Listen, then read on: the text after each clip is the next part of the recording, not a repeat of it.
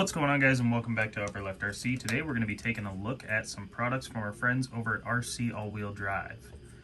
What are we going to put those products on? Betty, of course. She hasn't had an upgrade in a while. I'm looking to make a few changes. So, without further ado, let's jump right into it and see what they sent over. Alright, so first up on the list from RC All-Wheel Drive, we got this right here. This is a magnet mount for your SCX24s. So it comes with the base plate right here that you replace the stock mount with on your vehicle. So we replace this little guy right here. Go ahead and bolt that in place. There's two metal pieces right here that screw into this, and then the other two are magnets that you can mount with the 3M tape to the bottom side of your body. Now, we're not actually going to use this upgrade today. This is a very cool upgrade. I've got a different plan for a different truck with this one. What we are going to look at is these guys. So these are some extended CVDs. Get that wheel width or wheelbase further apart on Betty. The reason we're going to do that is for the second upgrade we have from RC All-Wheel Drive. We're first going to install these. We'll take a look at them, see what we think, and then I will show you the surprise for the next thing they sent. Alright, so first off, we're going to need two real simple tools, maybe some more further down the road, we'll see. But we need our 0.5 driver and our wheel remover. Wheel nut remover, whatever you want to call it. Alright, now that we got all four wheels and tires off, let's look over the parts we're going to get for this kit. So you get the front CVDs, which is really cool. They seem really well built. You're going to get that nice, smooth turning, unlike the dog bones that you get on these, where you kind of get that clunking when they spin. CVDs are nice and smooth. Get the rear ones as well, and these are extended, so we're going to get these extenders here as well, the hex extenders.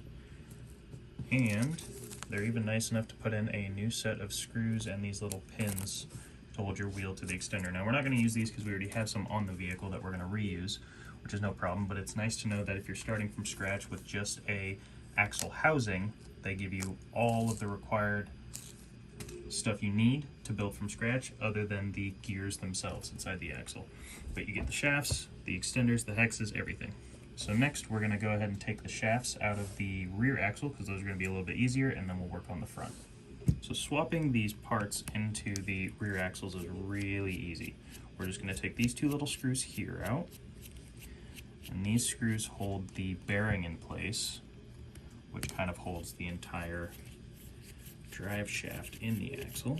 So pull this out, set my screws to the side, don't lose them, and we're just going to pop that axle shaft out. Now, the bearing will slide free right off the end. Again, that's kind of what locks it in place, and then the screws lock this in place. This shaft here is the stock one. This is the new extended rear one we're going to be putting on it, so you can see we get quite a bit more length out of it. Hold that right there. A little bit more length out of it and a nice solid construction. So we'll set this to the side. We're just going to slide that guy in. And once you get it in there, you can kind of spin it and twist it till it falls in place. There, I can feel it seated. Slide the bearing back in. And then pop these two screws back on the end. It's really that simple for the rear.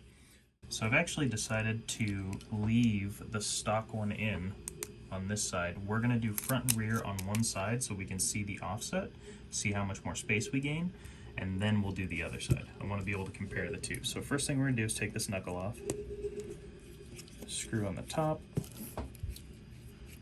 and screw on the bottom. Now this one has the brass knuckles, or hubs, or whatever you want to call them. I'm gonna mispronounce and missay a lot of things, guys. Roll with me on it. Okay, so we went ahead and removed the screw. We finally got it out of there so we could take a look at what we're working with. Now this thing I should maintain or clean better because these are starting to get a little rusty. But this is gonna be the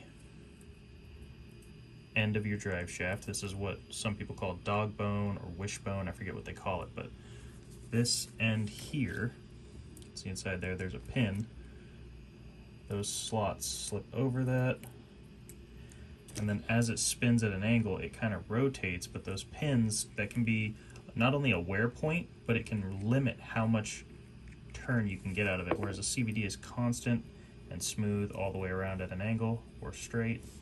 So that's why we are replacing it.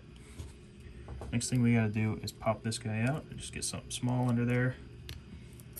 Pull that guy out just like we did the other side. You can get a little better look at the mechanics of this. You can see as it spins at an angle, one side pops out, it'll wear down. It's kind of clunky. You don't get that with a CVD.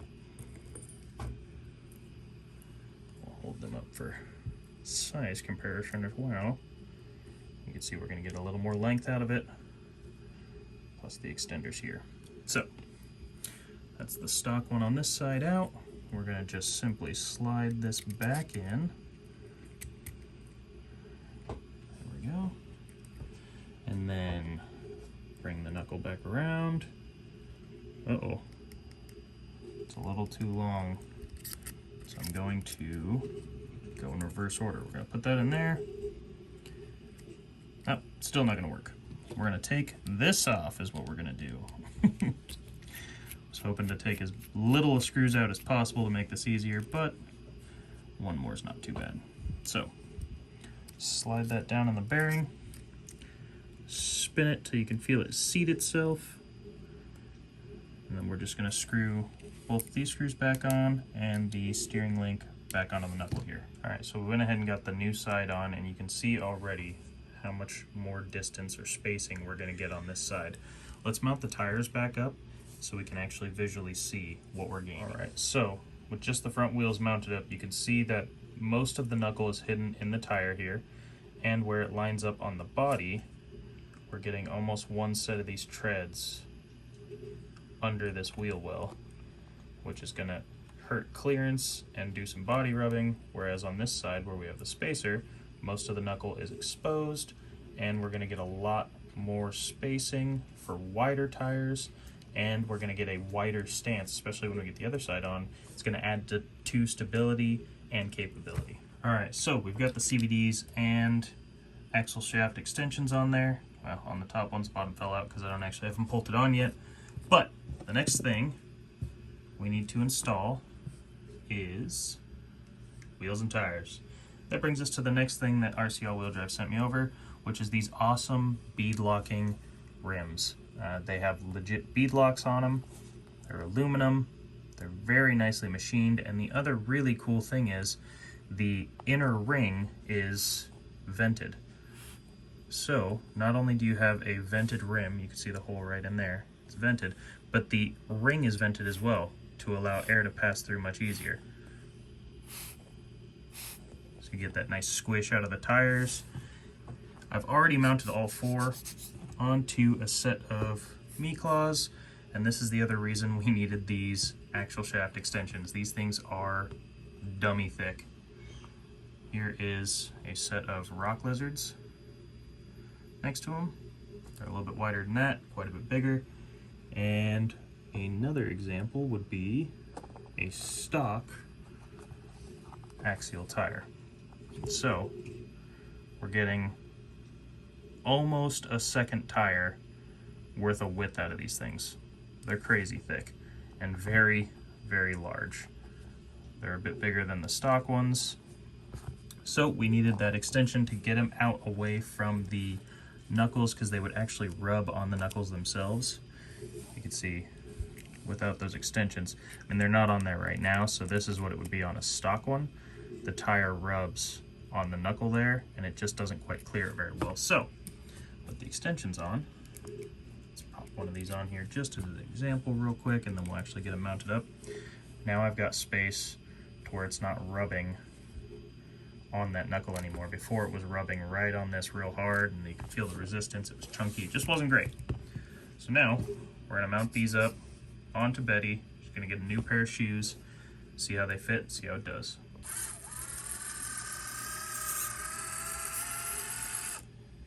Betty's looking mean now.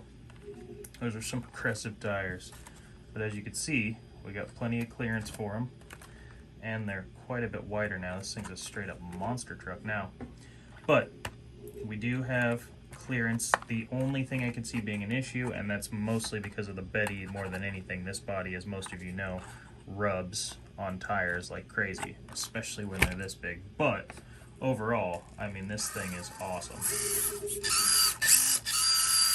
Alright guys, what better place to test the new upgrades than out here on the course we've been running all week.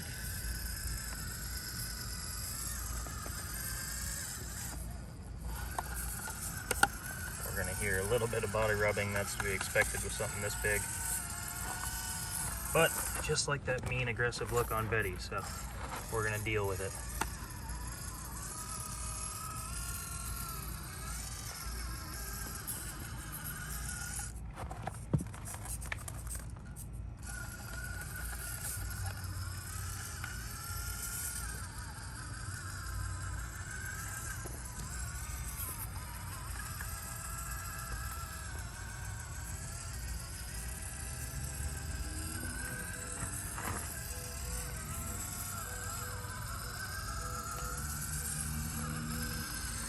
We know we can crawl right up that. Let's see.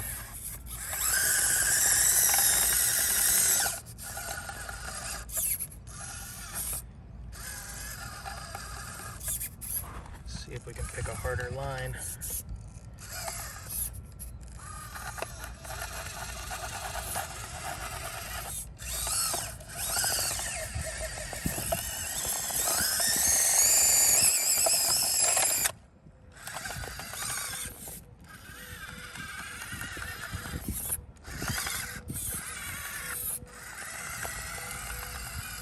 Nice. And the combination of these tires, these wheel extenders, and these awesome looking rims they sent me, along with the magnet mounts. I have plans for that for another vehicle, like I said. I'll have links in the description below for all 3 products.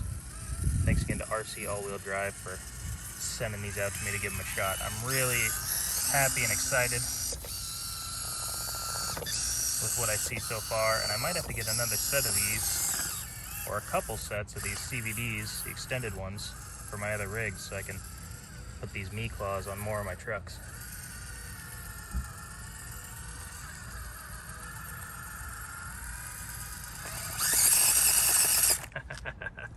Even the mighty MiClaws can't make it up with this thing like everything else all week.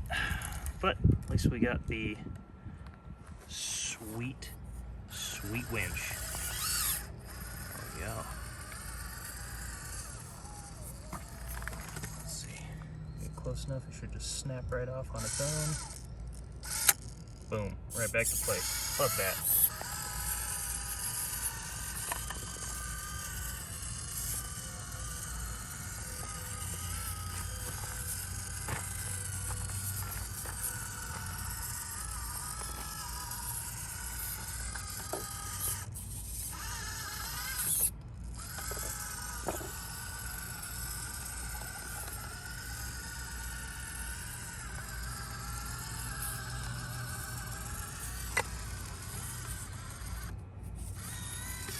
Another thing I like about these rims, here's a great example of the tire compression you can get out of them. Now these do have foams in them too, and they still can compress pretty well because of those vented holes. So we get lots of tire flex.